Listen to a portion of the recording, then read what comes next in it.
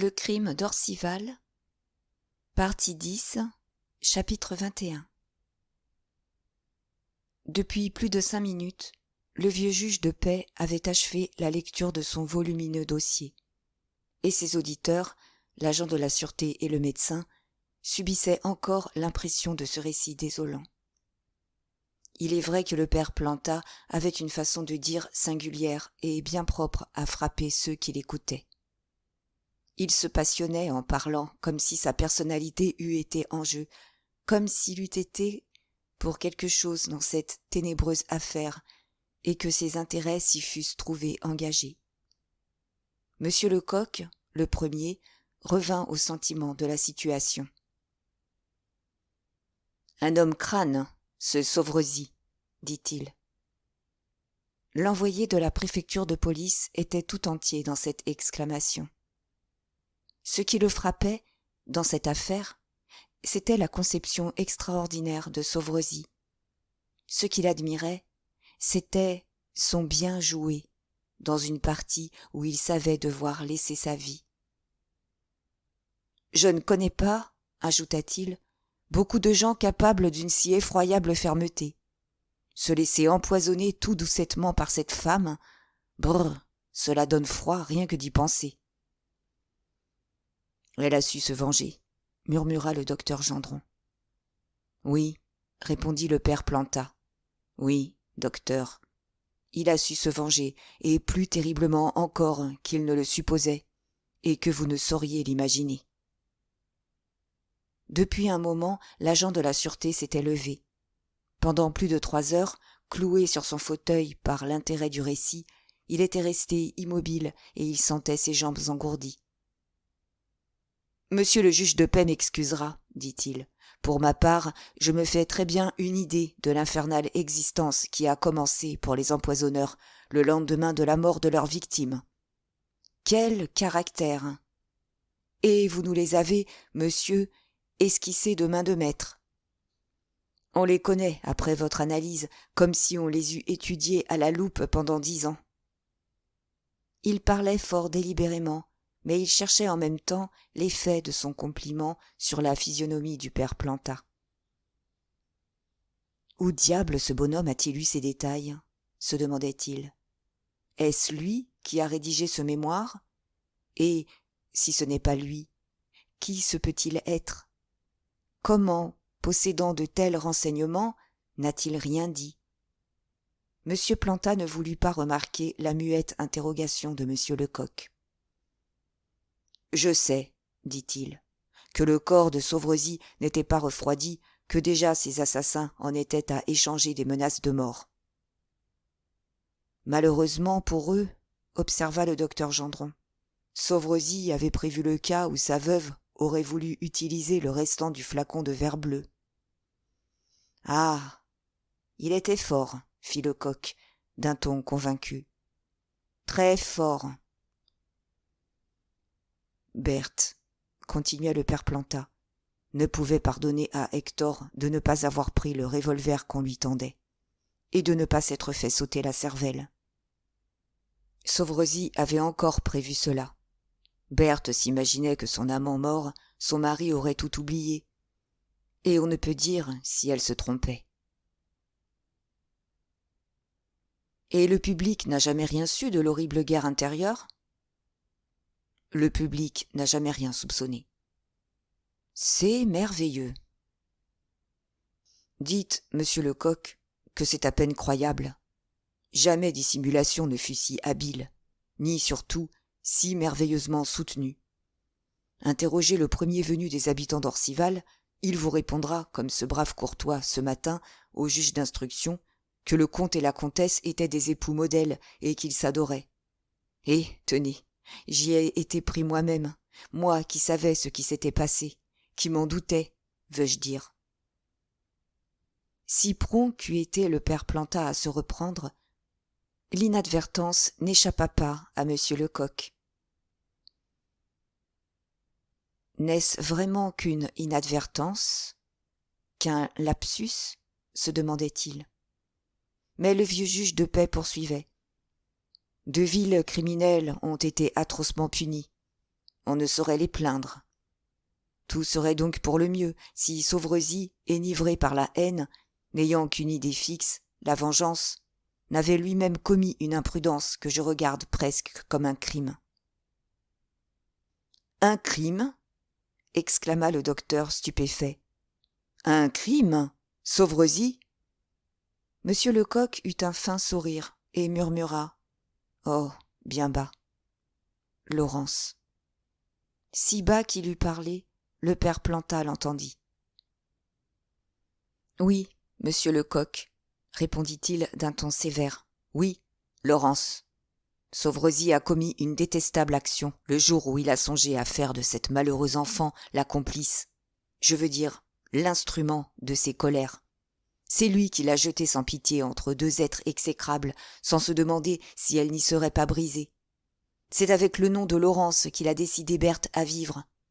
Et cependant, il savait la passion de Trémorel, il savait l'amour de cette malheureuse jeune fille, et il connaissait son ami capable de tout.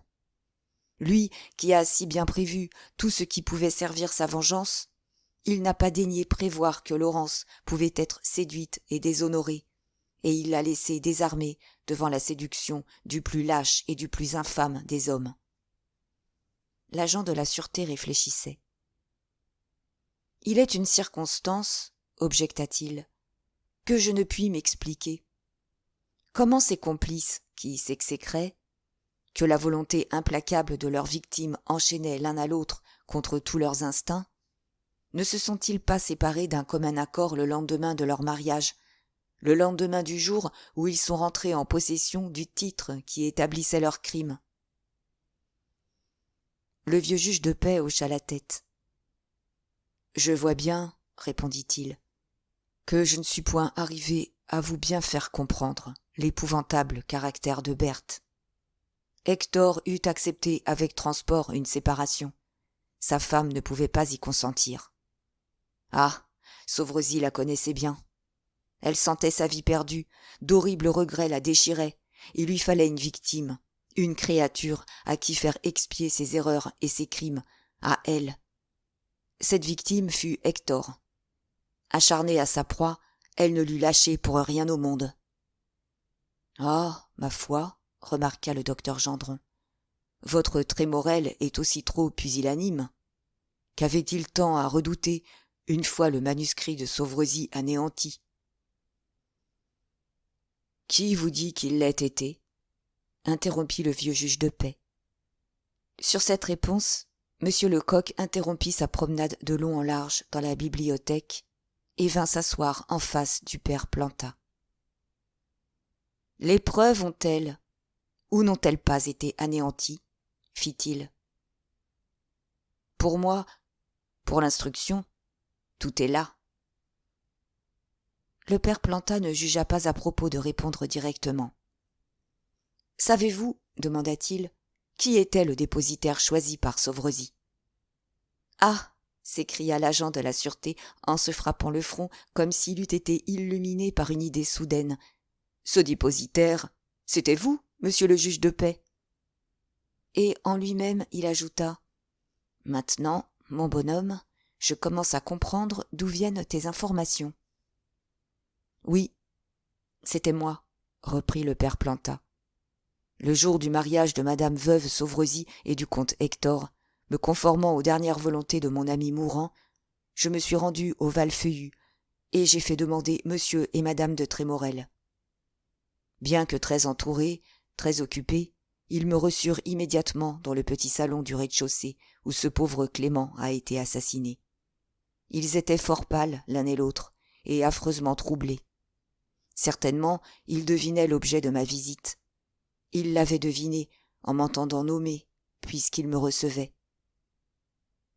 Après les avoir salués l'un et l'autre, je m'adressai à Berthe, ainsi que le prescrivaient les minutieuses instructions qui m'avaient été données par écrit, et où éclate l'infernale prévoyance de Sauverezy.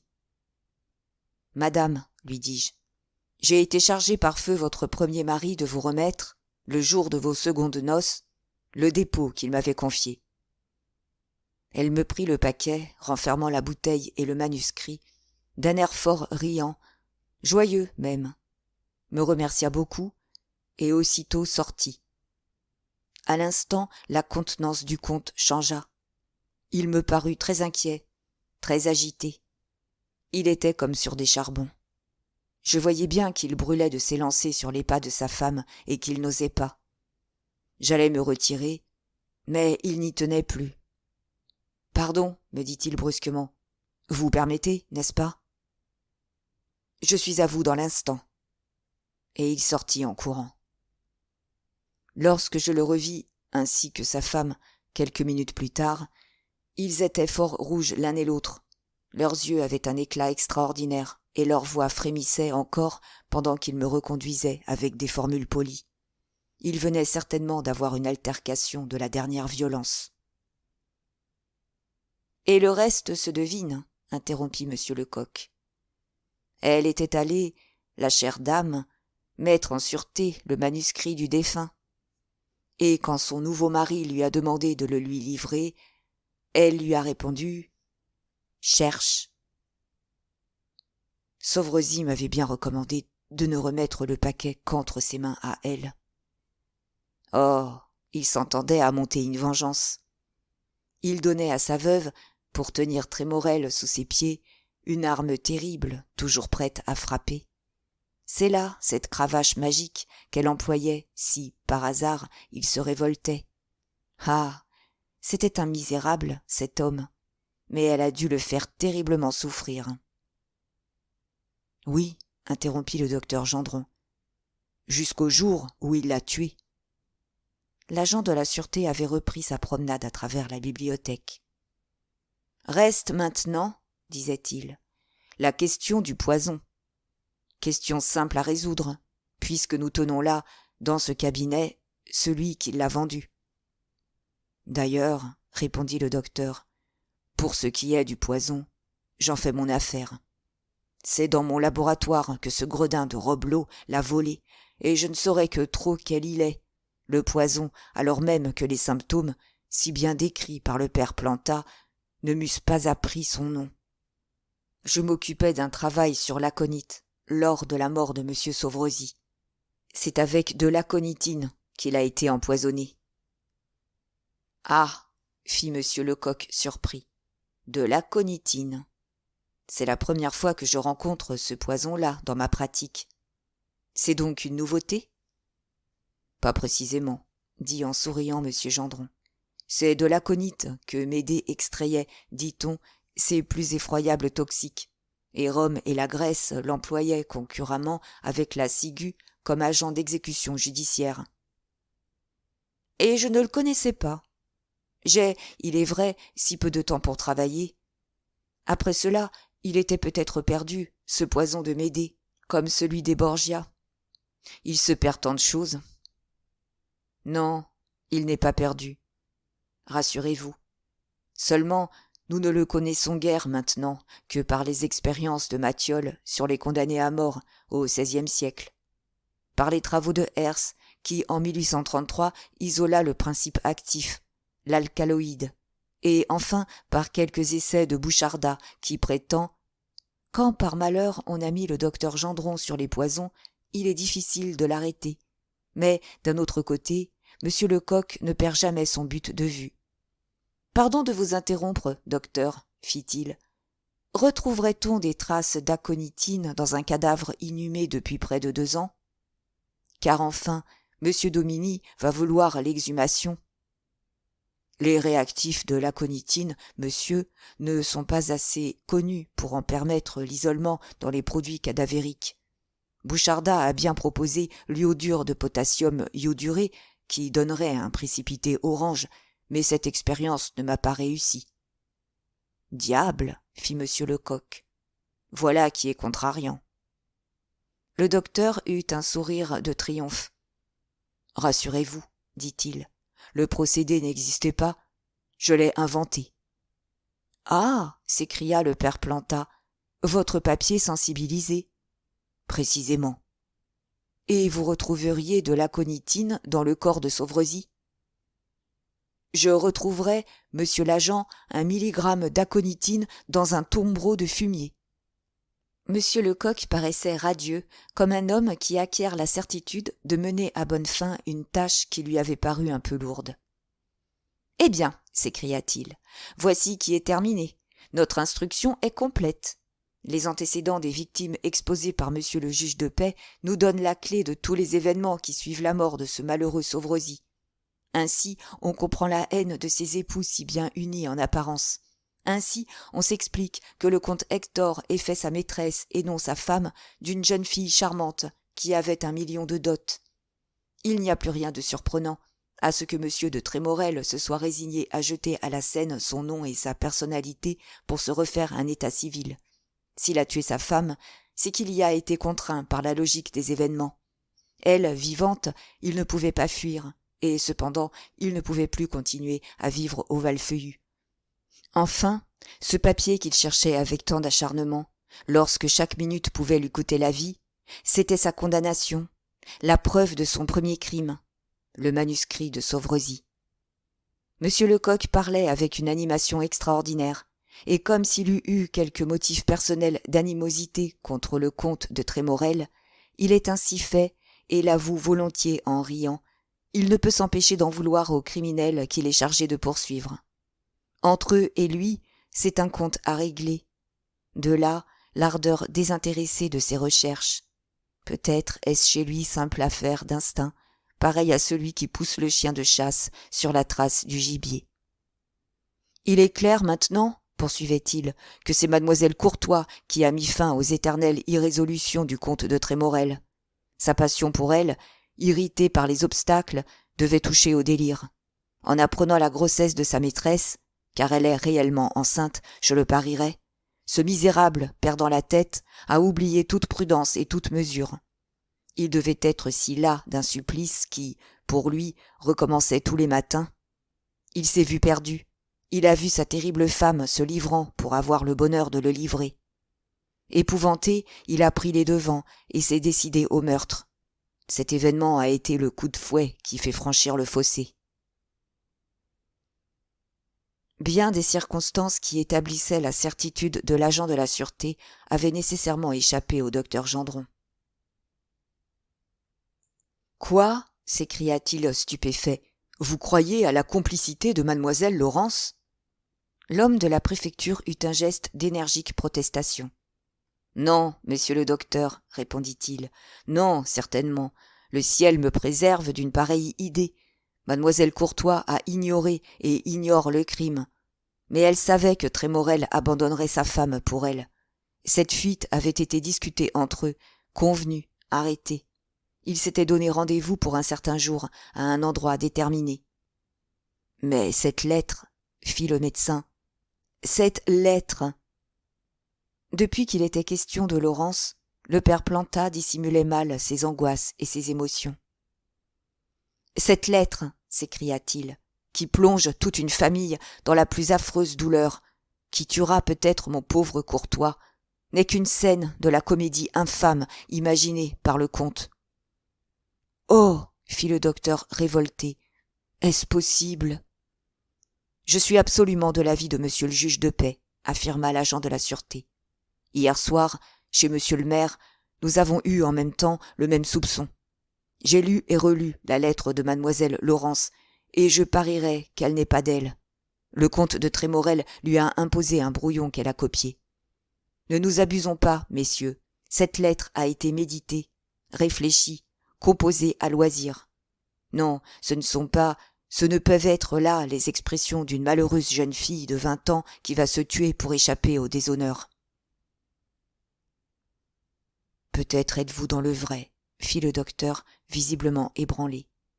Mais comment pouvez-vous imaginer que M. de Trémorel a réussi à décider mademoiselle Courtois à cet abominable expédient? Comment? Tenez, docteur, je ne suis pas un grand grec en pareille matière, ayant eu rarement l'occasion d'étudier sur le vif les sentiments des demoiselles bien nées, et pourtant la chose me semble fort simple. Une jeune fille, dans la situation où se trouve mademoiselle Courtois, qui sent approcher le moment fatal où sa honte sera publique, doit être prête à tout, décidée à tout, même à mourir. Le père Planta eut comme un gémissement. Une conversation qu'il avait eue avec Laurence lui revenait à l'esprit. Elle lui avait demandé, il se le rappelait, des renseignements sur certaines plantes vénéneuses qu'il cultivait, s'inquiétant beaucoup des moyens qu'on emploie pour en extraire les sucs mortels. « Oui, dit-il, elle a songé à mourir. »« Eh bien, reprit l'agent de la sûreté, c'est au moment où ces pensées funèbres hantaient l'esprit de la pauvre enfant que le comte de Trémorel a pu facilement achever son œuvre de perdition. Elle lui disait sans doute qu'elle préférait la mort à la honte. Il lui a prouvé qu'étant enceinte, elle n'avait pas le droit de se tuer. Il lui a dit qu'il était bien malheureux, que n'étant pas libre, il ne pouvait réparer l'horrible faute, mais il lui a offert en même temps de lui sacrifier sa vie. Que devait-elle faire pour tout sauver ? Abandonner sa famille, faire croire à son suicide, pendant que lui, de son côté, déserterait sa maison et abandonnerait sa femme. Elle a dû se défendre, résister. Mais ne devait-il pas tout obtenir d'elle, lui arracher les plus invraisemblables consentements, en lui parlant de cet enfant qu'elle sentait tressaillir dans son sein, qu'ils élèveraient entre eux, qui ainsi aurait un père ? Et elle a consenti à tout. Elle a fui. Elle a recopié et jeté à la poste la lettre infâme préparée par son amant. Le docteur était convaincu. « Oui, murmura-t-il, oui, voilà bien les moyens de séduction qu'il a dû employer. »« Mais quel maladroit, reprit l'agent de la sûreté, quel niais, qui n'a pas pensé qu'infailliblement on remarquerait cette bizarre coïncidence entre la disparition de son cadavre et le suicide de mademoiselle Laurence. Les cadavres ne se perdent pas comme cela, que diable. Mais non, monsieur s'est dit, on me croira bel et bien assassiné, tout comme ma femme, et la justice ayant son coupable, c'est-à-dire Guespin, n'en demandera pas davantage. » Le père Planta eut un geste désespéré, de rage impuissante.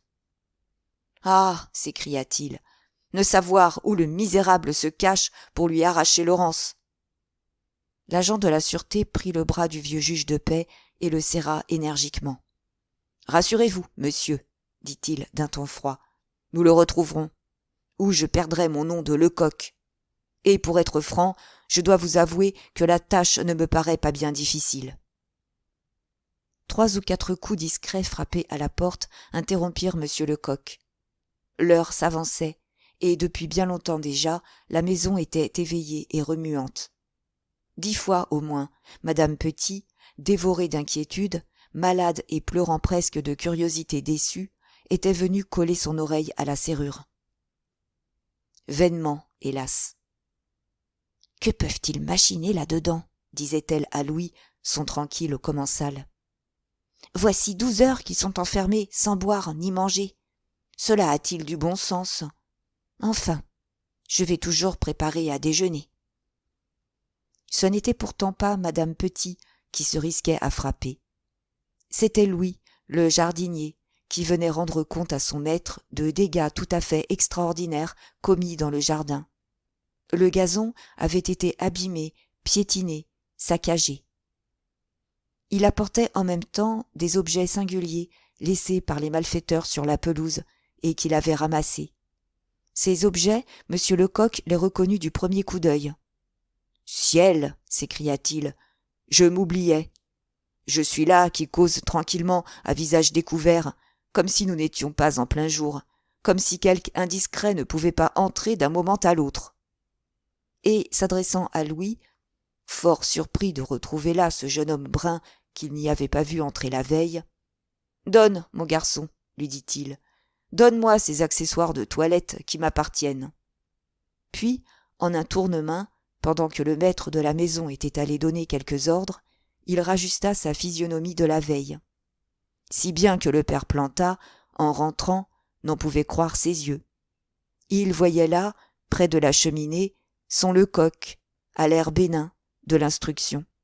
C'étaient bien les mêmes cheveux plats, ses favoris d'un blond fauve, ce sourire idiot. Il jouait avec sa même bonbonnière à portrait. Le déjeuner était servi, et le vieux juge venait de prévenir ses hôtes. Silencieux comme le dîner de la veille, ce repas dura peu. Les convives sentaient le prix des minutes. M. Dominy les attendait à Corbeil, et, sans doute, il commençait à s'impatienter de leur retard. Louis venait de poser sur la table une magnifique corbeille de fruits, lorsque M. Lecoq pensa au rebouteux. « Le misérable, dit-il, a peut-être besoin de quelque chose. » Le père Planta voulait envoyer son domestique chercher maître Robelot. L'agent de la sûreté s'y opposa. « C'est un gaillard dangereux, dit-il. J'y vais moi-même. » Il sortit, et 10 secondes ne s'étaient pas écoulées que sa voix se fit entendre. « Messieurs !» criait-il. « Messieurs !»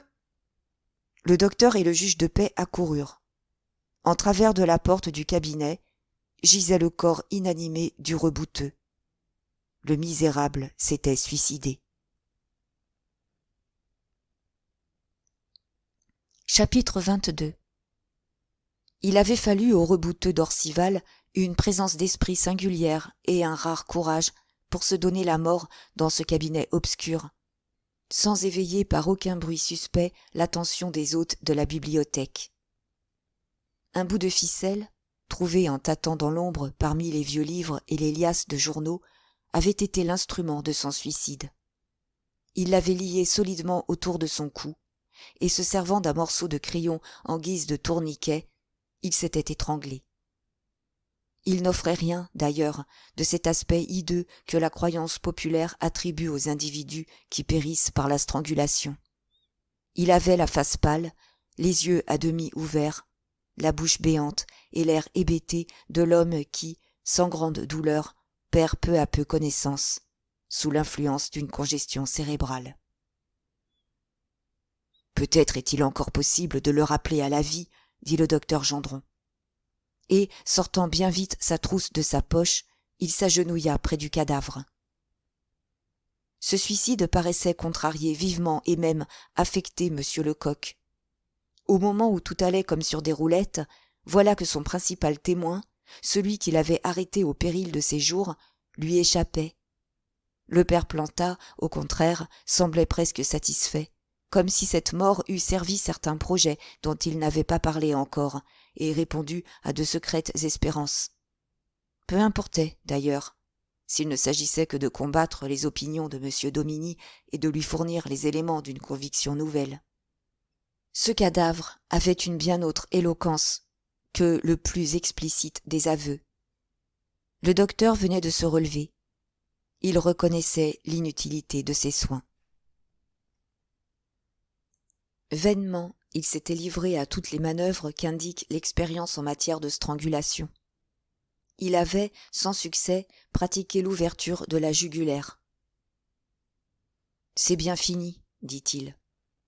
La pression a porté particulièrement entre l'os hyoïde et le cartilage thyroïde.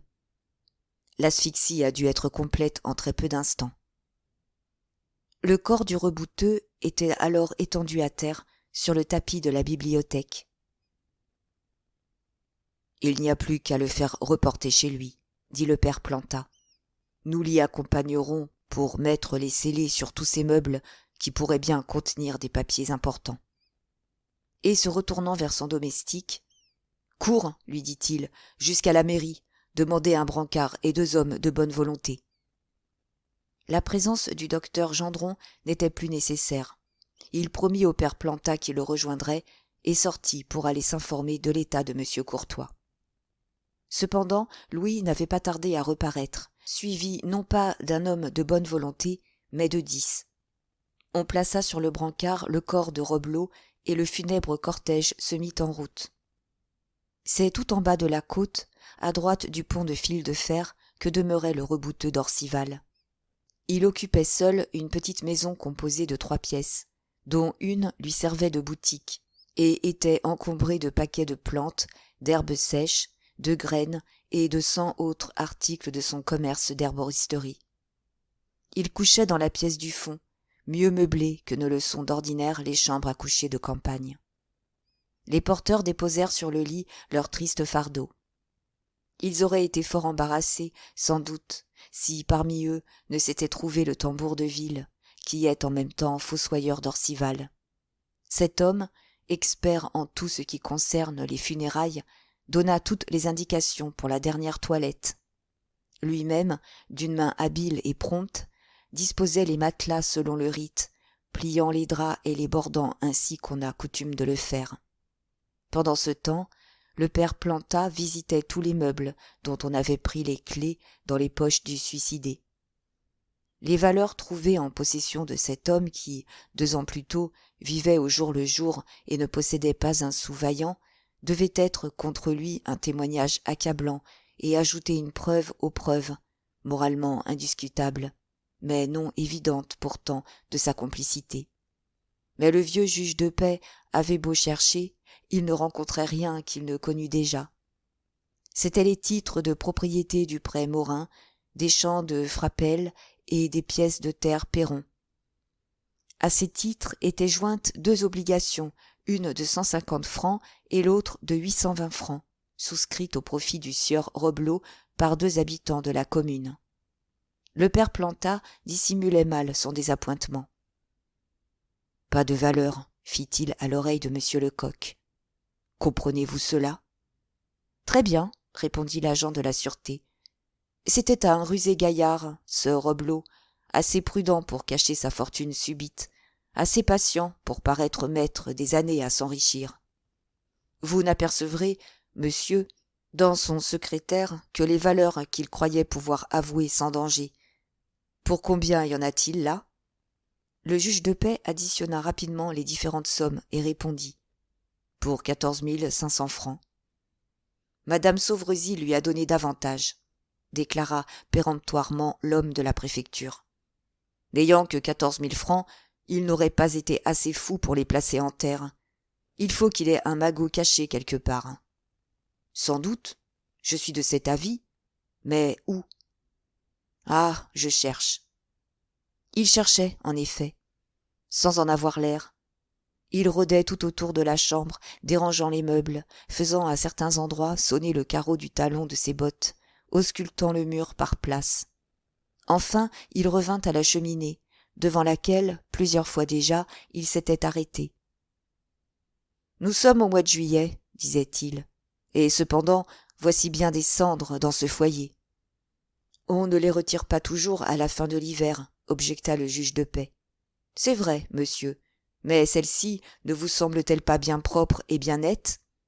Je ne leur vois pas cette légère couche de poussière et de suie qui devrait les recouvrir, alors que, depuis plusieurs mois, on n'a pas allumé de feu. » Il se retourna vers la seconde pièce, où il avait fait retirer les porteurs, une fois leur besogne terminée, et dit « Tâchez donc de me procurer une pioche. » Tous les hommes se précipitèrent. Il revint près du juge de paix. Certainement, murmurait-il, comme en aparté. Ces cendres ont été remuées récemment. Et si elles ont été remuées... Il s'était baissé déjà, et, écartant les cendres, il avait mis à nu la pierre du foyer. Prenant alors un mince morceau de bois, il le promena facilement dans les jointures de la pierre. « Voyez, monsieur le juge de paix, disait-il, pas un atome de ciment, et la pierre est mobile. Le magot doit être là. » On lui apporta une pioche, il ne donna qu'un coup.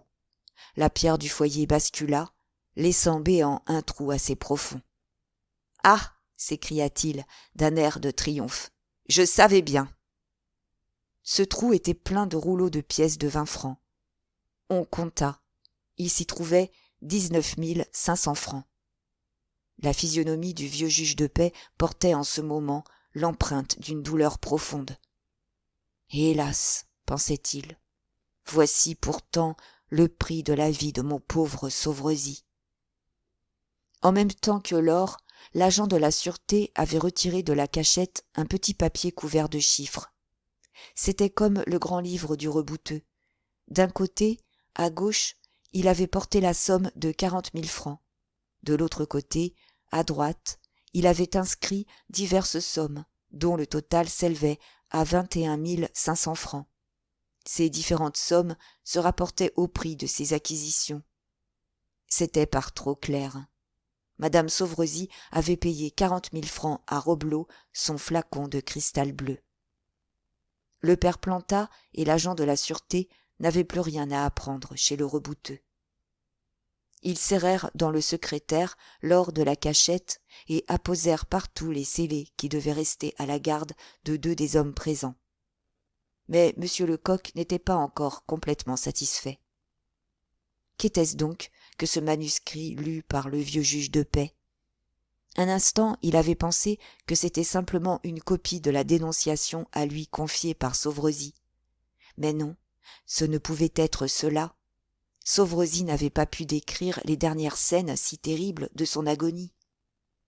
Ce point, resté obscur, tracassait prodigieusement l'homme de la préfecture de police et empoisonnait la joie qu'il éprouvait d'avoir mené à bonne fin cette enquête si difficile. Une fois encore, il voulut essayer d'arracher la vérité au père Planta. Le prenant sans trop de façon par le collet de sa redingote, il l'attira dans l'embrasure de la fenêtre, et de son air le plus innocent. « Pardon, monsieur, » lui dit-il à voix basse. « Est-ce que nous n'allons pas retourner chez vous ? » « À quoi bon ? Puisque le docteur Gendron, en sortant de chez le maire, doit nous rejoindre ici. »« C'est que, monsieur, nous aurions, je crois, besoin du dossier que vous nous avez lu cette nuit afin de le communiquer à monsieur le juge d'instruction. » L'agent de la sûreté s'attendait à voir son interlocuteur bondir à cette proposition. Ses prévisions furent trompées. Le père Planta eut un triste sourire, et le regardant fixement dans les yeux. « Vous êtes bien fin, cher monsieur Lecoq, dit-il. Mais je le suis assez pour garder le dernier mot dont vous avez deviné une bonne partie. » Monsieur Lecoq faillit rougir sous ses favoris blonds. « Croyez, monsieur, balbutia-t-il. « Je crois, interrompit le père Planta, que vous seriez peut-être bien aise de connaître la source de mes renseignements. Vous avez trop de mémoire pour ne pas vous rappeler que, hier soir, en commençant, je vous ai prévenu que cette relation était pour vous seul et que je n'avais, en vous la communiquant, qu'un seul but, faciliter nos recherches. Que voulez-vous que fasse le juge d'instruction de notes absolument personnelles, n'ayant aucun caractère d'authenticité ? Il réfléchit quelques secondes, comme s'il eût cherché à ajouter une phrase à sa pensée, et ajouta : « J'ai en vous trop de confiance, monsieur Lecoq. Je vous estime trop pour ne pas être certain d'avance que vous ne parlerez aucunement de documents absolument confidentiels. Ce que vous direz vaudra tout ce que j'ai pu écrire, maintenant qu'à l'appui de vos assertions, vous avez le cadavre de Robleau et la somme considérable trouvée en sa possession. Si M. Dominy hésitait encore à vous croire, vous savez que le docteur se fait fort de retrouver le poison qui a tué Sauvrezis. » Le père Planta s'arrêta. Il hésitait. « Enfin, reprit-il, je crois que vous saurez taire ce que vous avez su pénétrer. La preuve que M. Lecoq est vraiment un homme fort, c'est que trouver un partenaire de sa force ne lui déplaît pas. Certes, il était, en tant que policier, bien supérieur au père Planta, mais il lui fallait bien reconnaître qu'il ne manquait à ce vieux juge de paix de campagne qu'un peu de pratique et moins de passion. Plusieurs fois déjà depuis la veille, il s'était incliné devant sa perspicacité supérieure. Cette fois, il lui prit la main et la serrant d'une façon significative. « Comptez sur moi, monsieur, dit-il. » En ce moment, le docteur Gendron parut sur le seuil. « Courtois, cria-t-il, va mieux. Il pleure comme un enfant. Il s'en tirera. »« Le ciel soit loué, répondit le vieux juge de paix. Mais puisque vous voici, partons. Hâtons-nous. Monsieur Dominy, qui nous attendait ce matin, doit être fou d'impatience. » Chapitre 23. Lorsqu'il parlait de l'impatience du juge d'instruction, le père Planta était certes bien au-dessous de la réalité. Monsieur Dominy était furieux, ne comprenant rien à l'absence si prolongée de ses collaborateurs de la veille, du juge de paix, du médecin et de l'agent de la sûreté. Dès le grand matin, il était venu s'installer dans son cabinet, au palais de justice, drapé de sa robe de juge, et il comptait les minutes. c'est que les réflexions de la nuit, loin d'ébranler et de troubler ses convictions, n'avaient fait que les affirmer. À mesure qu'il s'éloignait de l'heure du crime, il le trouvait plus simple, plus naturel, plus aisé à expliquer. Mais la conviction où il était, que son avis n'était pas celui des autres agents de l'enquête, le taquinait, quoi qu'il pût se dire, et lui faisait attendre leur rapport dans un état d'irritation nerveuse dont son greffier ne s'apercevait que trop. Même dans la crainte de n'être pas là au moment de l'arrivée de M. Lecoq, redoutant de rester 1 minute de plus dans l'incertitude, il s'était fait apporter à déjeuner dans son cabinet. Précaution inutile. L'aiguille tournait autour du joli cadran à dessins bleus qui orne le palais, et personne n'arrivait. Il avait bien, pour tuer le temps, interrogé Guespin et la ripaille. Ces nouveaux interrogatoires ne lui avaient rien appris. L'un des prévenus jurait ses grands dieux qu'il ne savait rien de plus que ce qu'il avait dit. L'autre se renfermait dans un silence farouche, on ne peut plus irritant, se bornant à répéter « Je sais que je suis perdu. Faites de moi ce que vous voudrez. » M. Dominy allait faire monter un gendarme à cheval et l'envoyer à Orcival s'enquérir des causes de cette inexplicable lenteur, lorsqu'enfin l'huissier de service lui annonça ceux qui l'attendaient. Vite, il donna l'ordre de les faire entrer, et si violente était sa curiosité, que lui-même, en dépit de ce qu'il appelait sa dignité, se leva pour aller au-devant d'eux. « Comme vous êtes en retard, disait-il. Et cependant, fit le juge de paix, nous n'avons pas perdu 1 minute, et nous ne nous sommes pas couchés. Il y a donc du nouveau ? Demanda-t-il. A-t-on retrouvé le cadavre du comte de Trémorel ? Il y a du nouveau, monsieur, répondit M. Lecoq, et beaucoup. Mais on n'a pas retrouvé le cadavre du comte. Et même, j'ose affirmer qu'on ne le retrouvera pas. Par une raison bien simple, c'est qu'il n'a pas été tué. C'est qu'il n'est pas une des victimes, comme on a pu le supposer un instant. C'est qu'il est l'assassin. À cette déclaration, fort nettement articulée par l'homme de la police, le juge d'instruction bondit dans son fauteuil. « Mais c'est de la folie !» s'écria-t-il. M. Lecoq ne s'est jamais permis un sourire en présence d'un magistrat. « Je ne pense pas, » répondit-il froidement. « Je suis même persuadé que si M. le juge d'instruction veut bien me prêter une demi-heure d'attention, j'aurai l'honneur de l'amener à partager mes convictions. » Un imperceptible haussement d'épaule de M. Dominy n'échappa pas à l'homme de la rue de Jérusalem. Aussi crut-il devoir insister. « Bien plus. Je suis certain que monsieur le juge ne me laissera pas sortir de son cabinet sans m'avoir remis un mandat d'amener décerné contre le comte Hector de Trémorel, que présentement il croit mort. »« Soit, fit M. Dominy, parlez. » Rapidement, alors, M. Lecoq se mit à exposer les faits recueillis tant par lui que par le juge de paix depuis le commencement de l'instruction. Il les exposait non comme il les avait appris ou devinés, mais dans leur ordre chronologique, et de telle sorte que chaque incident nouveau qu'il abordait découlait naturellement du précédent. Plus que jamais, il était rentré dans son personnage de mercier bénin, s'exprimant d'une petite voix flûtée, outrant les formules obséquieuses. « J'aurai l'honneur, ou, si monsieur le juge daigne me permettre. » Il avait ressorti la bonbonnière à portrait et, comme la veille au Val-Feuillu, au passage palpitant ou décisif, il avalait un morceau de réglisse. Et à mesure qu'avançait son récit, la surprise de M. Dominy devenait plus manifeste. Par moments, il laissait échapper une exclamation. « Est-ce possible ? C'est à n'y pas croire. » M. Lecoq avait terminé.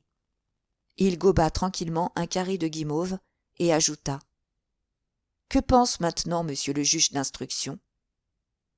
M. Dominy, il faut l'avouer, était médiocrement satisfait.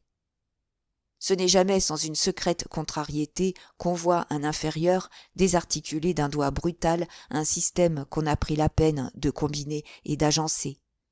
Mais, si entier qu'il soit dans ses opinions, si peu disposé qu'il s'avoue à entrer dans le sentiment d'autrui, il lui fallait bien cette fois s'incliner devant l'évidence qui éclatait à aveugler. « Je suis convaincu, répondit-il, qu'un crime a été commis sur la personne de M. Clément Sauvrezy avec l'assistance chèrement payée de ce Robleau. C'est si vrai que dès demain, M. le docteur Gendron recevra une réquisition d'avoir à procéder sans délai à l'exhumation et à l'autopsie du cadavre. »« Et je retrouverai le poison, » affirma le docteur. « Vous pouvez en être sûr. »« Fort bien, » reprit M. Dominy. « Mais de ce que M. de Trémorel a empoisonné son ami pour épouser sa veuve, s'ensuit-il nécessairement, rigoureusement, qu'il a hier assassiné sa femme et ensuite pris la fuite? Je ne le crois pas. » Le père Planta, n'osant rien dire, tant il craignait de s'emporter, trépignait de colère. M. Dominy s'égarait. « Pardon, monsieur, » objecta doucement M. Lecoq. « Il me semblait que le suicide de mademoiselle Courtois, suicide supposé, tout porte à le croire, prouvait au moins quelque chose. » « C'est un fait à éclaircir. La coïncidence que vous invoquez peut n'être qu'un pur effet du hasard. »« Mais, monsieur, » insista l'agent de la sûreté, visiblement agacé, « je suis sûr que M. de Trémorel s'est rasé, j'en ai la preuve. Nous n'avons pas retrouvé les bottes qu'au dire de son domestique, il avait chaussées le matin. »« Doucement, monsieur, » interrompit le juge. « Plus doucement, je vous en prie. Je ne prétends pas que vous ayez absolument tort, il s'en faut. Seulement, je vous présente mes objections. Admettons, j'y consens, que M. de Trémorel ait tué sa femme. Il vit, il est en fuite. Soit. Cela prouve-t-il l'innocence de Guespin et qu'il n'ait pris aucune part au meurtre?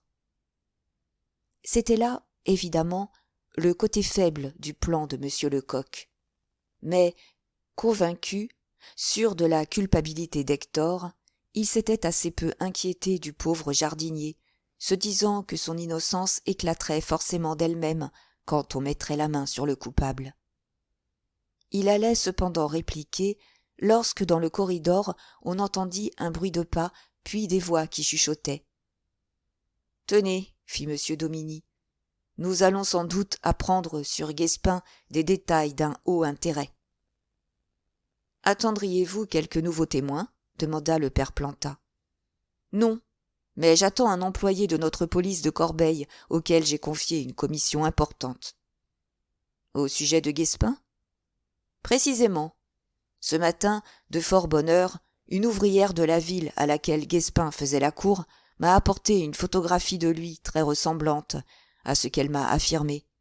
Ce portrait, je l'ai remis à mon agent, avec l'adresse des forges de Vulcain, trouvées hier en possession du prévenu, le chargeant de savoir si Guespin n'aurait pas été vu dans ce magasin, et s'il n'y aurait pas acheté quelque chose dans la soirée d'avant-hier.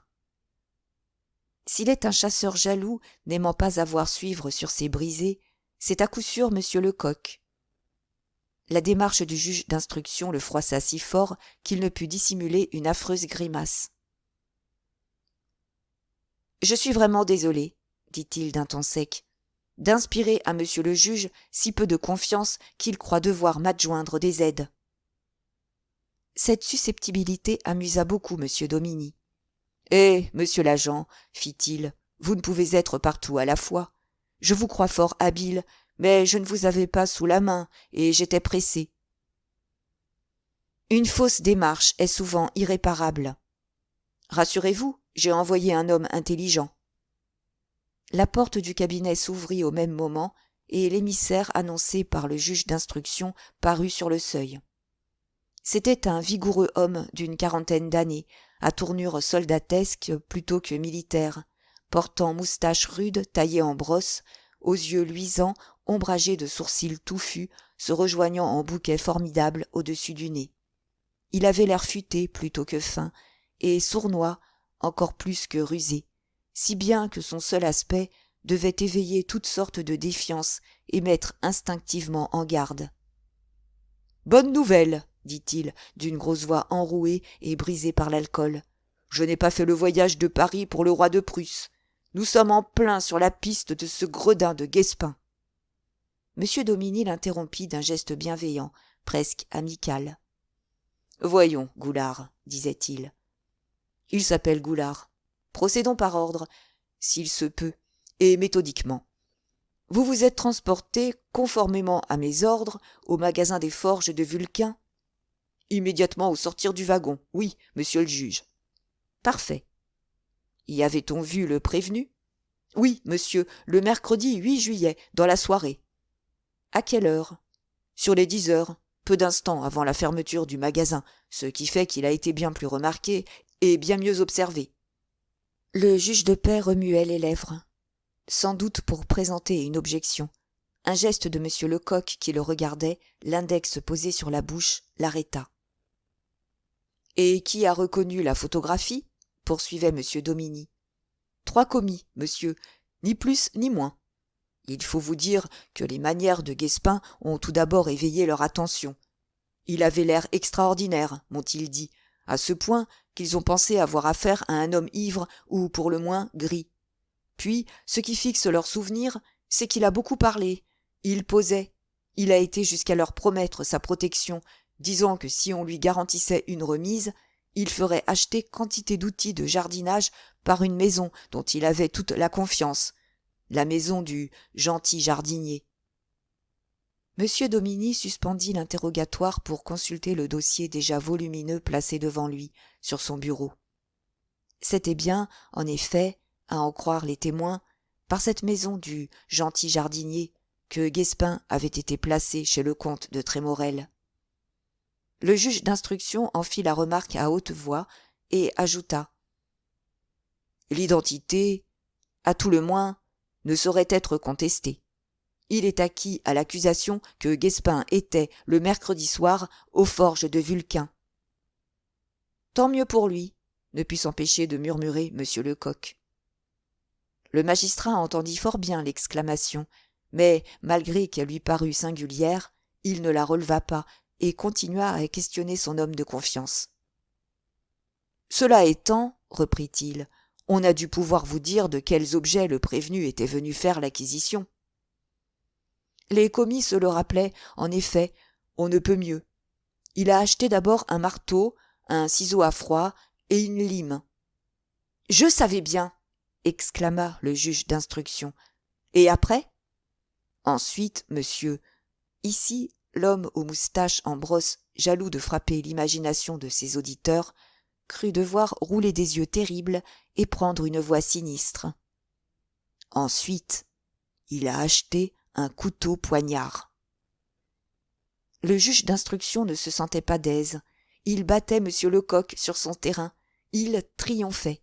« Eh bien, demanda-t-il de son ton le plus ironique à l'agent de la sûreté, que pensez-vous maintenant de votre client ? Que dites-vous de cet honnête et digne garçon qui, le soir même du crime, renonce à une noce où il se serait amusé pour s'en aller acheter un marteau, un ciseau, un poignard, tous les instruments, en un mot, indispensables pour l'effraction et le meurtre ? Le docteur Gendron paraissait quelque peu déconcerté de ces incidents qui tout à coup se produisaient, mais un fin sourire errait sur les lèvres du père Planta. Pour M. Lecoq, il avait la mine impayable d'un homme supérieur scarifié d'objections qu'il sait devoir d'un mot réduire à néant, résigné à voir gaspiller en partage oiseux un temps qu'il mettrait utilement à profit. « Je pense, monsieur, répondit-il bien humblement, que les assassins du Valfeuillu n'ont employé ni marteau, ni ciseaux, ni lime, qu'ils n'avaient pas apporté d'outils du dehors, puisqu'ils se sont servis d'une hache. »« Ils n'avaient pas de poignard non plus ?» demanda le juge, de plus en plus goguenard, à mesure qu'il se sentait plus sûr d'être sur la bonne voie. « Ceci, dit l'agent de la sûreté, c'est une autre question, je l'avoue, mais qui n'est pas difficile à résoudre. » Il commençait à perdre patience. Il se retourna vers l'agent de Corbeil et, assez brusquement, lui demanda « C'est tout ce que vous savez ?» L'homme aux gros sourcils toisa d'un air dédaigneux ce petit bourgeois bénin, à tournure mesquine, qui se permettait de l'interroger ainsi. Il hésitait si bien à l'honorer d'une réponse que M. Lecoq dut répéter sa question, brutalement cette fois. « Oui, c'est tout, dit-il enfin, et je trouve que c'est suffisant, puisque c'est l'avis de monsieur le juge d'instruction, le seul qui ait des ordres à me donner et à l'approbation de qui je tienne. » M. Lecoq haussait tant qu'il pouvait les épaules en examinant le messager de M. Dominy. « Voyons, fit-il, avez-vous seulement demandé quelle est exactement la forme du poignard acheté par Guespin? Est-il grand, petit, large, étroit? Est-il à lame fixe? Ma foi, non. À quoi bon? Simplement, mon brave, pour rapprocher cette arme des blessures de la victime, pour voir si sa garde correspond à celle qui a laissé une empreinte nette et visible entre les épaules de la victime. C'est un oubli, mais il est aisé de le réparer. Monsieur Lecoq n'eût pas eu, pour surexciter sa perspicacité, les aiguillons de sa vanité blessée, qu'il eût fait des prodiges pour répondre au regard que lui adressait le père Planta. « On comprend une inadvertance, fit-il, mais du moins vous allez nous dire en quelle monnaie Guespin a soldé ses achats. » Il semblait si embarrassé de son personnage, le pauvre détective de Corbeil, si humilié, si vexé, que le juge d'instruction crut devoir venir à son secours. « La nature de la monnaie importe assez peu, ce me semble, objecta-t-il. Je prie monsieur le juge de m'excuser, si je ne suis pas de son avis, répondit monsieur Lecoq. Cette circonstance peut être des plus graves. Quelle est, en l'état de l'instruction, la charge la plus grave relevée contre Guespin? C'est l'argent trouvé dans sa poche. Or, supposons un moment que, hier soir, à 10 heures, il a changé à Paris un billet de 1000 francs. Ce billet serait-il le produit du crime du Valfeuillu? Non, puisqu'à cette heure-là, le crime n'était pas commis. D'où viendrait-il? C'est ce que je n'ai pas à rechercher encore. Mais si mon hypothèse est exacte, la justice sera bien forcée de convenir que les quelques 100 francs dont était nanti le prévenu peuvent et doivent être le reste du billet. Ce n'est toujours qu'une hypothèse, fit M. Dominy d'un ton de mauvaise humeur de plus en plus accentué. Il est vrai, mais qui peut se changer en certitude. Il me reste encore à demander à monsieur, et il désignait l'homme aux moustaches, comment Guespin a emporté les objets achetés? Les a-t-il simplement glissés dans sa poche, ou en a-t-il fait faire un paquet, et comment était ce paquet? L'agent de la sûreté parlait d'un ton tranchant, dur, glacial, empreint d'une amère raillerie, si bien que le pauvre diable avait perdu toute l'assurance de sa mine et ne relevait plus, tant s'en faut, ses moustaches. « Je ne sais pas, balbutia-t-il. On ne m'avait pas dit... Je croyais... » M. Lecoq éleva ses deux mains comme pour prendre le ciel à témoin. Au fond, il était ravi de cette occasion superbe qui se présentait de se venger des dédains de M. Dominy. Au juge d'instruction, il ne pouvait, il n'osait, il ne voulait rien dire, mais il avait le droit de bafouer le malencontreux agent, de passer sur lui sa colère. « Ah ça, mon garçon, lui dit-il, qu'êtes-vous donc allé faire à Paris? Montrer la photographie de Guespin et conter le crime d'Orcival à ces messieurs des forges de Vulcain? Ils ont dû être bien sensibles à votre attention. Mais madame Petit, la gouvernante de monsieur le juge de paix, en aurait bien fait autant. Ah, par exemple, à ce coup de boutoir, l'homme aux dures moustaches fut sur le point de se fâcher. Il fronça ses épais sourcils, et de sa plus grosse voix... « Ça, monsieur, commença-t-il. « Ta, interrompit l'agent de la sûreté, le tutoyant cette fois. « Laisse-moi donc en paix et tâche de savoir qui te parle. Je suis monsieur Lecoq. » L'effet du nom du policier célèbre fut magique sur un gaillard employé quelques mois comme auxiliaire dans les brigades volantes de la rue de Jérusalem. Il tomba au port d'armes, et son attitude aussitôt devint respectueuse, comme celle du modeste fantassin qui, sous la redingote d'un épicier, trouverait son général. Être traité de « mon garçon », tutoyé, brutalisé même par cet illustre, loin de l'offenser, le flattait presque. Il est de ces souples échines qui volent au-devant de certains gourdins. D'un air ébahi et plein d'admiration, il murmurait « Quoi ? Est-ce possible ? Monsieur Lecoq ? Vous ? Un pareil homme ? Oui, c'est moi, mon garçon. Mais console-toi, je ne t'en veux pas. Tu ne sais pas ton métier, mais tu m'as rendu service. Tu as eu le bon esprit de m'apporter une preuve concluante de l'innocence de mon client. » Ce n'est pas sans un secret déplaisir que M. Dominy vit cette scène. Son homme passait à l'ennemi, reconnaissant sans conteste une supériorité fixée et classée. L'assurance de M. Lecoq, en parlant de l'innocence d'un prévenu, dont la culpabilité lui semblait indiscutable, acheva de l'exaspérer. « Et quelle est cette fameuse preuve, s'il vous plaît ?» demanda-t-il. « Elle est simple et éclatante, monsieur, » répondit M. Lecoq, s'amusant à outrer son air niais à mesure que ses déductions rétrécissaient le champ des probabilités. « Sans doute, il vous souvient que, lors de notre enquête au château du Val-Feuillu, nous trouvâmes les aiguilles de la pendule de la chambre à coucher arrêtées sur 3h20. Me défiant d'un coup de pouce perfide, je mis, vous le rappelez-vous, la sonnerie de cette pendule en mouvement. Qu'advint-il ? Elle sonna 11 coups. De ce moment, il fut patent pour nous que le crime avait été commis avant 11h. Or, si à 10h du soir, Guespin était dans les magasins des forges de Vulcain, il ne pouvait être au Val-Feuillu avant minuit. Donc, ce n'est pas lui qui a fait le coup. » Et sur cette conclusion, l'agent de la sûreté sortant sa bonbonnière se récompensa d'un carré de réglisse, adressant au juge d'instruction un joli sourire qui, bien clairement, signifiait « Tirez-vous de là ». C'était, si les déductions de M. Lecoq étaient rigoureusement justes, le système entier du juge d'instruction qui s'écroulait. Mais M. Dominy ne pouvait admettre qu'il se fût ainsi trompé. Il ne pouvait, tout en mettant la découverte de la vérité bien au-dessus de mesquines considérations personnelles, renoncer à une conviction affermie par de mûres réflexions. « Je ne prétends pas, dit-il, que Guespin soit le seul coupable. Il peut n'être que complice. Mais pour complice, il l'est. » « Complice ? Non, monsieur le juge. Mais victime. Ah, le Trémorel est un grand misérable. Comprenez-vous maintenant pourquoi il avait avancé les aiguilles ? Moi, d'abord, je ne voyais pas l'utilité de cette avance de 5 heures. Le but est clair, maintenant.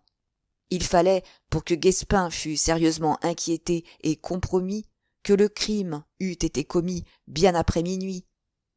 Il fallait... Mais tout à coup, il s'interrompit. Il restait la bouche béante, l'œil fixe, en arrêt, pour ainsi dire, devant une idée qui venait de traverser son cerveau. Le juge d'instruction, tout entier à son dossier, occupé à chercher des arguments en faveur de son opinion, ne s'aperçut pas de ce mouvement.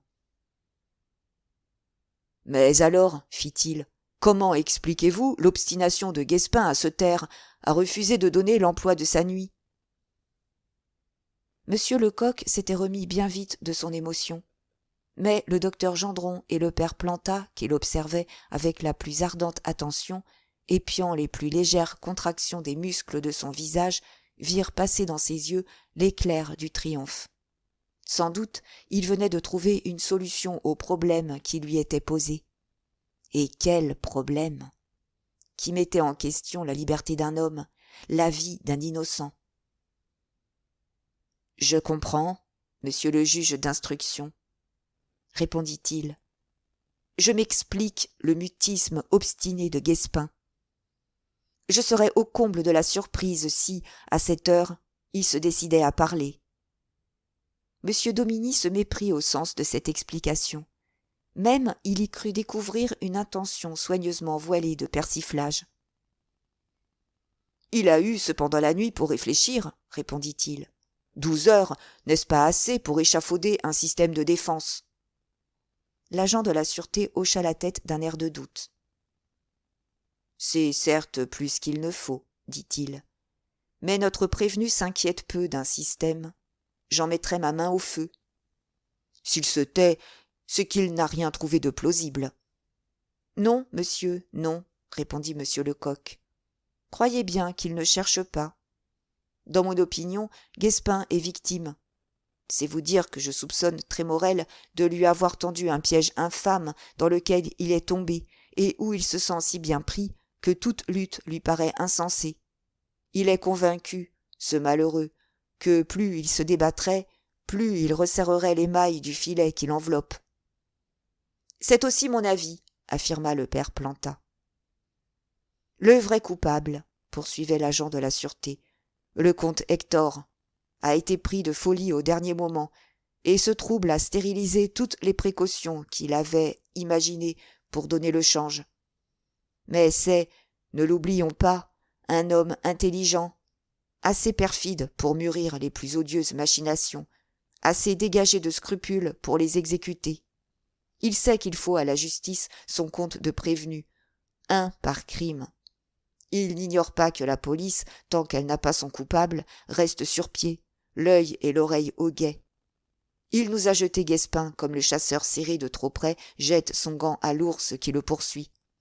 Peut-être comptait-il que l'erreur ne coûterait pas la tête à un innocent. Certainement, il espérait gagner ainsi du temps. Pendant que l'ours flaire le gant, le tourne et le retourne, le rusé chasseur gagne du terrain, s'esquive et se met en lieu sûr. Ainsi se proposait de faire Trémorel. De tous les auditeurs de M. Lecoq, le plus enthousiaste était désormais, sans conteste, l'agent de Corbeil qui, tout à l'heure, le regardait avec des yeux si farouches. Littéralement, Goulard buvait les paroles de son chef. Jamais il n'avait ouï un collègue s'exprimer avec cette verve, cette autorité. Il n'avait pas idée d'une semblable éloquence, et il se redressait comme s'il eût rejailli sur lui quelque chose de l'admiration qu'il lisait sur tous les visages. Il grandissait dans sa propre estime, à cette idée qu'il était soldat dans une armée commandée par de tels généraux. Il n'avait plus d'opinion, il avait l'opinion de son supérieur. Malheureusement, il était plus difficile de séduire, de subjuguer et de convaincre le juge d'instruction. Cependant, objecta-t-il, vous avez vu la contenance de Guespin ? Eh, monsieur, qu'importe et que prouve la contenance ? Savons-nous, vous et moi, si demain nous étions arrêtés sous la prévention d'un crime affreux, quelle serait notre tenue ? M. Dominy ne prit pas la peine de dissimuler un haut-le-corps des plus significatifs. La supposition lui semblait des plus malséantes. Pourtant, vous et moi, nous sommes familiarisés avec l'appareil de la justice. Le jour où j'arrêtai Lansquot, ce pauvre domestique de la rue de Marignan, ses premières paroles furent « Allons, mon compte est bon ». Le matin où le père Tabaret et moi nous saisîmes au saut du lit le vicomte de Commarin, accusé d'avoir assassiné la veuve Le Rouge, il s'écria « Je suis perdu ». Il n'était pourtant coupable, ni l'un ni l'autre. Mais l'un et l'autre, le noble vicomte et l'infime valet, égaux devant la terreur d'une erreur judiciaire possible, évaluant d'un coup d'œil les charges qui allaient les accabler, avaient eu un moment d'affreux découragement. Mais ce découragement ne persiste pas 2 jours, fit M. Dominy. M. Lecoq ne répondit pas. Il poursuivait, s'animant à mesure que des exemples plus saisissants se présentaient à son esprit. Nous avons vu, monsieur, vous, juge, moi, humble agent de police, assez de prévenus pour savoir combien les apparences sont trompeuses, combien peu il faut s'y fier. Ce serait folie que de baser une appréciation sur l'attitude d'un accusé. Celui qui le premier a parlé du « cri de l'innocence » était un sot, tout comme celui qui prétend montrer la pâle stupeur du coupable. Ni le crime, ni la vertu, malheureusement, n'ont de voix ni de contenance particulière. La fille Simon, accusée d'avoir tué son père, s'est refusée obstinément à répondre pendant 22 jours. Le 23e, on a découvert l'assassin. Quant à l'affaire Sylvain... De 2 coups légèrement frappés sur son bureau, le juge d'instruction interrompit l'agent de la sûreté. Homme, M. Domini tient beaucoup trop à ses opinions. Magistrat, il est également obstiné, mais prêt au dernier sacrifice d'amour-propre, si la voix du devoir se fait entendre.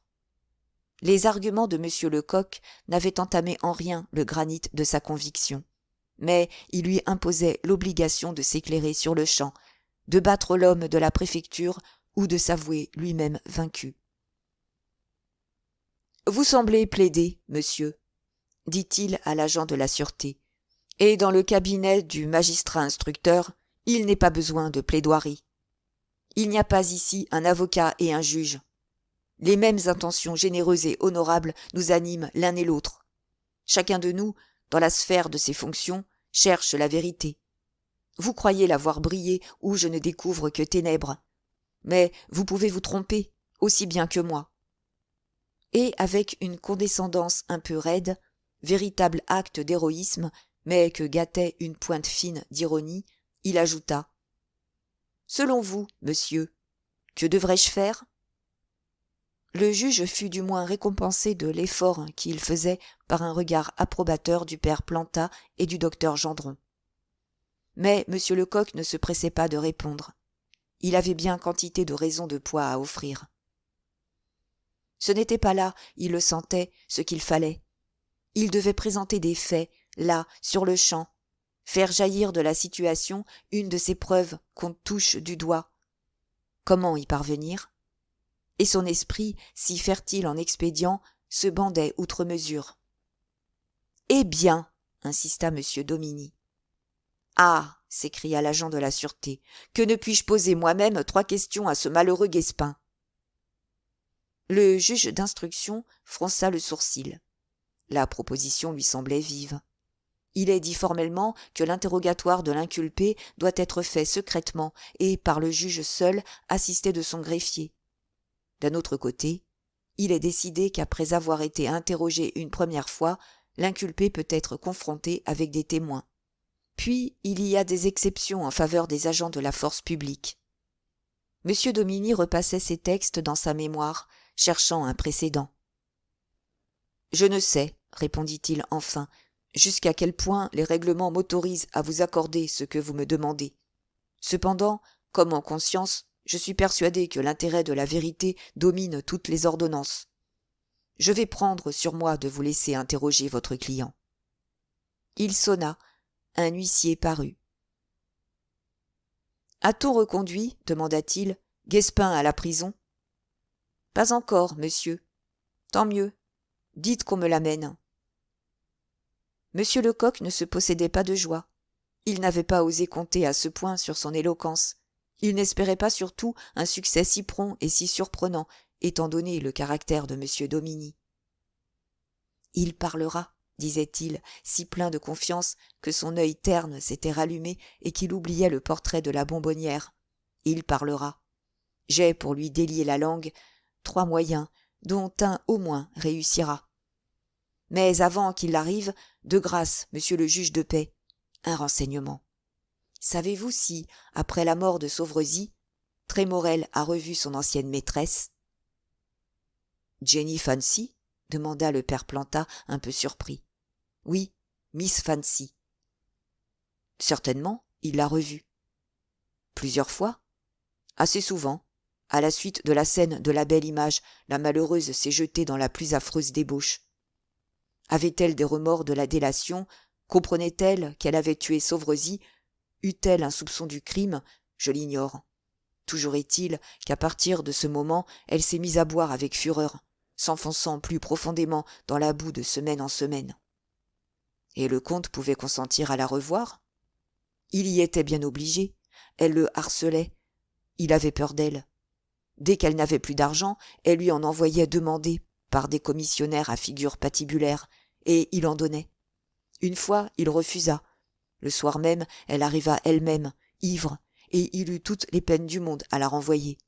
En somme, elle savait qu'il avait été l'amant de madame Sauvrezy. Elle le menaçait. C'était un chantage organisé. Je tiens de lui l'histoire de tous les soucis qu'elle lui donnait.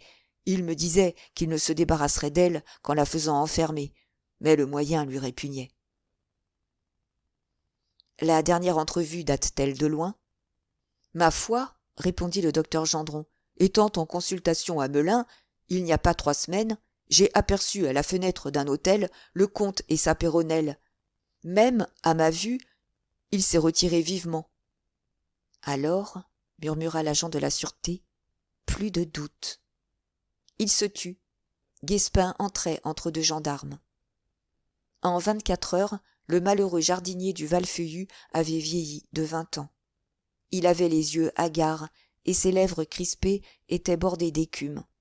Par moments, la contraction de sa gorge trahissait la difficulté qu'il éprouvait à avaler sa salive. « Voyons, lui demanda le juge d'instruction, êtes-vous revenu à des sentiments meilleurs ?»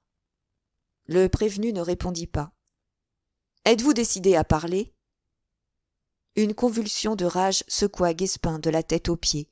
Ses yeux lancèrent des flammes. « Parler » fit-il d'une voix rauque. « Parler. Pourquoi faire ?» Et après un de ces gestes désespérés de l'homme qui s'abandonne, qui renonce à toute lutte, comme à toute espérance, il s'écria « Que vous ai-je fait, mon Dieu, pour me torturer ainsi ? Que voulez-vous que je vous dise ? Que c'est moi qui ai fait le coup ? Est-ce là ce que vous voulez ? Alors oui, c'est moi. Vous voilà content. Coupez-moi maintenant la tête, mais faites vite, je ne veux pas souffrir. » Une morne stupeur accueillit cette déclaration de Guespin. Quoi ? Il avouait. M. Dominy eut au moins le bon goût de ne pas triompher. Il resta impassible, et cependant cet aveu le surprenait au-delà de toute expression. Seul, M. Lecoq, bien que surpris, ne fut pas absolument décontenancé. Il s'approcha de Guespin et lui tapant sur l'épaule. « Allons, mon camarade, » lui dit-il d'un ton paternel. « Ce que tu nous racontes est absurde. Penses-tu que monsieur le juge d'instruction a quelque motif secret de t'en vouloir ? Non, n'est-ce pas ? Supposes-tu que j'ai intérêt à ta mort ? Pas davantage. Un crime a été commis. Nous cherchons le coupable. Si tu es innocent, aide-nous à trouver celui qui ne l'est pas. Qu'as-tu fait de mercredi à jeudi matin ? » Mais Guespin persistait dans son entêtement farouche, stupide. Entêtement de l'idiot et de la bête brute. « J'ai dit ce que j'avais à dire, » fit-il. Alors M. Lecoq changea de ton. De bienveillant qu'il était, il se fit sévère, se reculant comme pour mieux juger de l'effet qu'il allait produire sur Guespin. « Tu n'as pas le droit de te taire, entends-tu ? Reprit-il. Et quand même tu te tairais, imbécile, est-ce que la police ne sait pas tout ?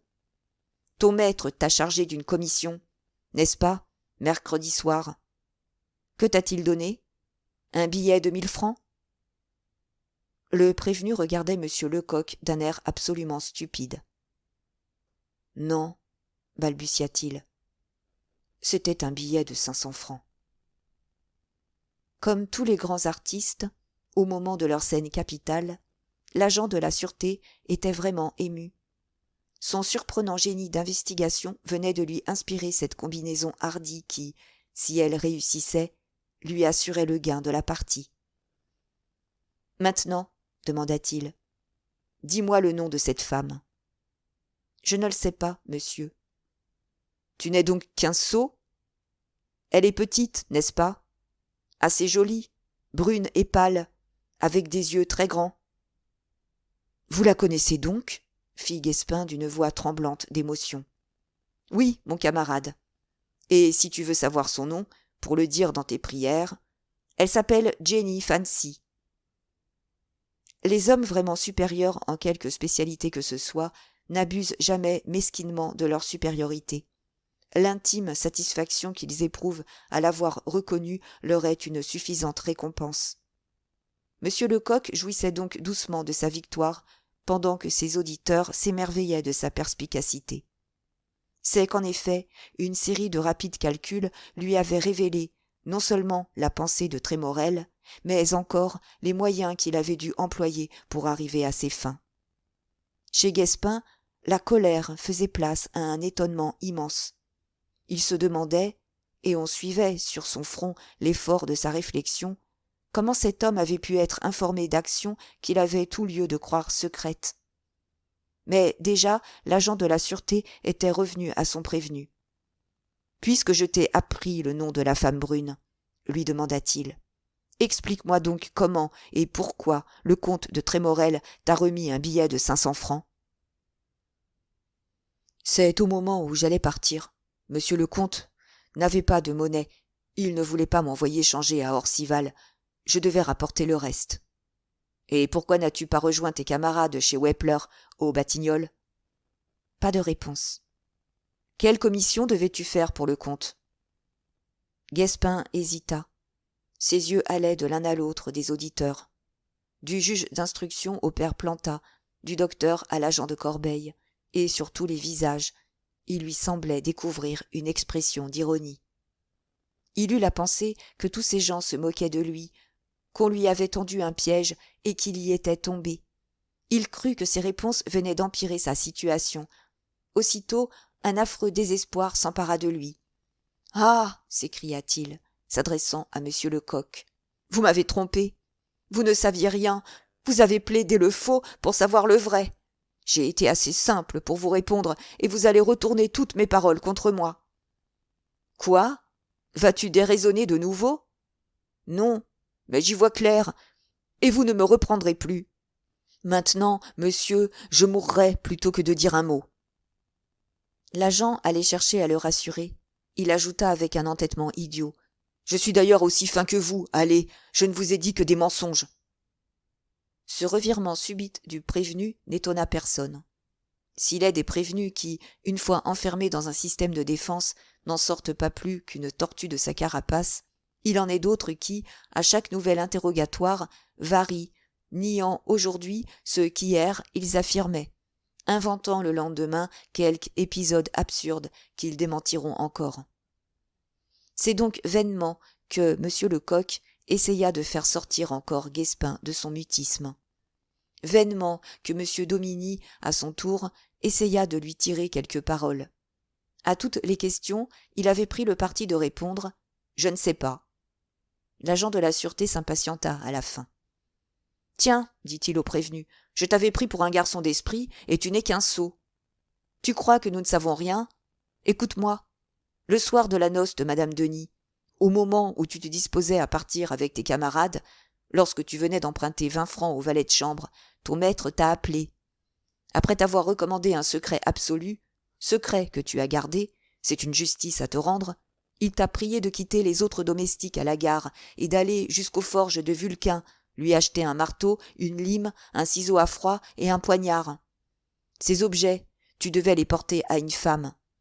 C'est alors que ton maître t'a donné ce fameux billet de 500 francs, en disant que tu lui rendrais le reste à ton retour le lendemain. Est-ce cela ? Oui, c'était cela. On le voyait dans les yeux du prévenu. Cependant, il répondit encore. Je ne me rappelle pas. Alors, poursuivit M. Lecoq, je vais te conter ce qui est arrivé ensuite.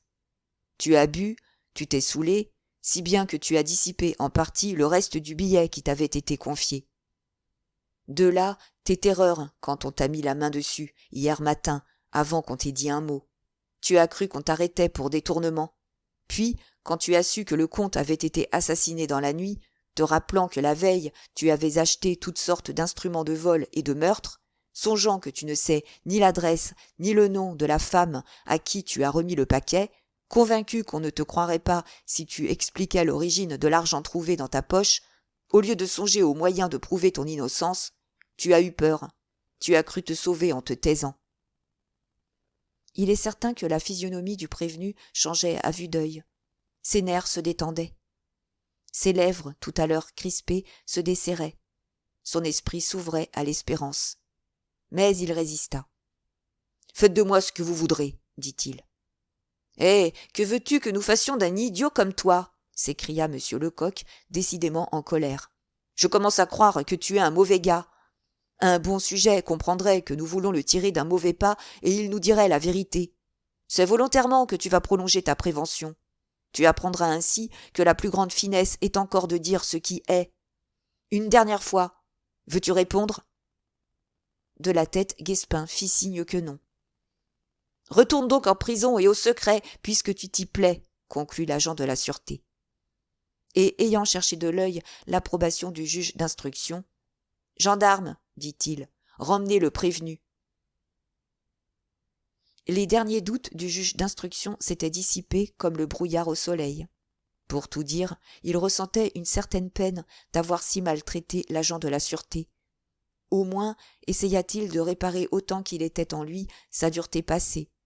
« Vous êtes un homme habile, monsieur, dit-il à monsieur Lecoq, sans parler de votre perspicacité si surprenante qu'elle pourrait passer pour un don de seconde vue. Votre interrogatoire de tout à l'heure est un chef-d'œuvre en son genre. Recevez donc mes félicitations, sans préjudice de la récompense que je me propose de demander pour vous à vos chefs. » L'agent de la sûreté, à ces compliments, baissait les yeux avec des airs de vierge.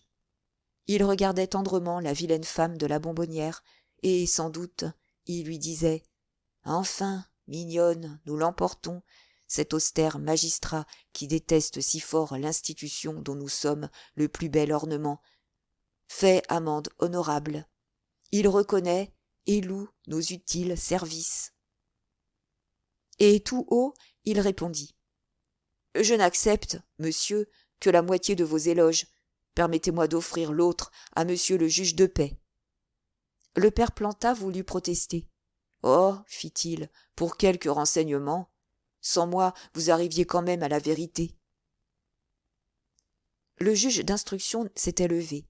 Noblement, mais non sans un certain effort, il tendit la main à monsieur Lecoq, qui la serra respectueusement.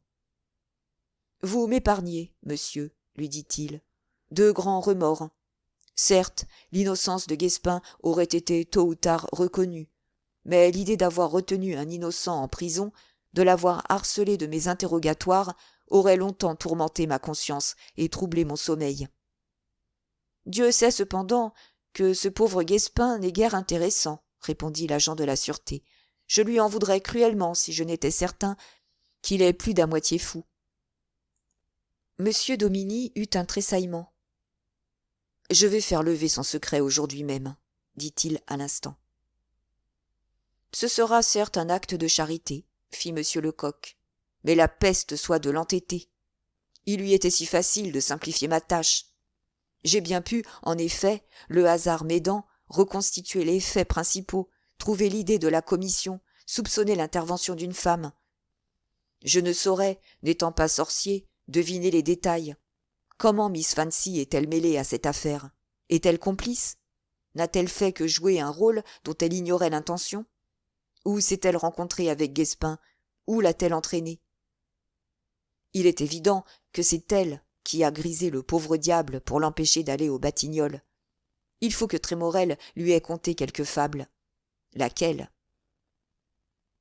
Je crois, moi, interrompit le juge de paix, que Trémorel ne s'est pas, pour si peu, mis en frais d'imagination. Il aura chargé Guespin et Fancy d'une commission sans leur donner la moindre explication. Monsieur Lecoq réfléchit une minute. Peut-être avez-vous raison, monsieur, dit-il enfin. Il fallait cependant que Fancy eût des ordres particuliers pour empêcher Guespin d'avoir un alibi à fournir. Mais, fit monsieur Domini, cette Fancy nous expliquera tout. J'y compte bien, monsieur, et j'espère bien qu'avant 48 heures, je l'aurai retrouvé et expédié à Corbeil sous bonne escorte.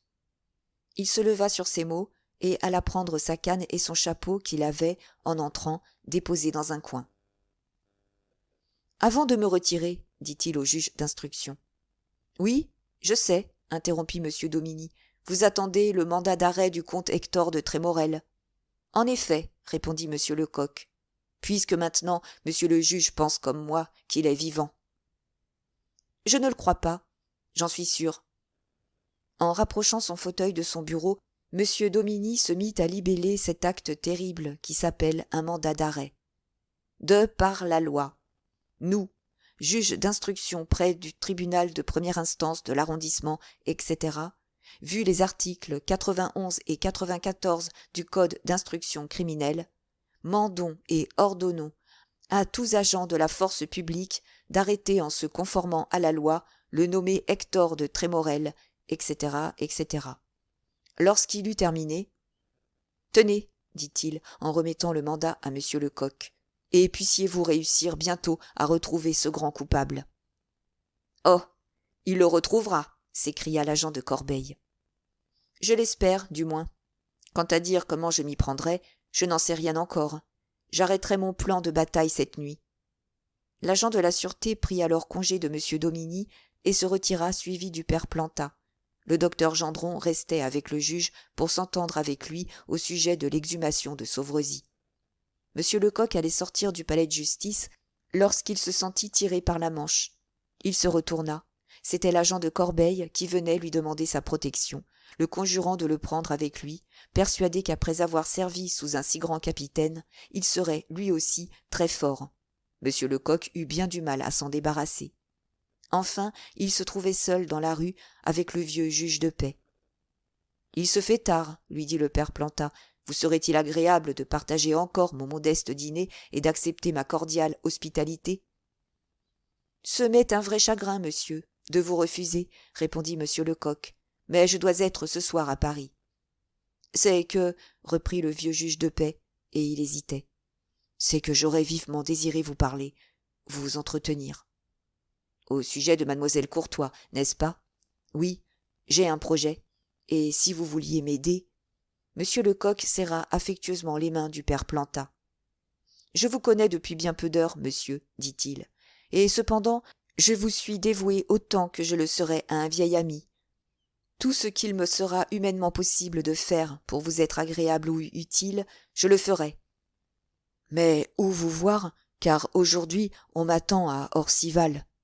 Eh bien, demain matin, à 9h, chez moi, rue Montmartre, numéro... Merci, merci mille fois, j'y serai. Et, arrivés à la hauteur de l'hôtel de la Belle Image, ils se séparèrent.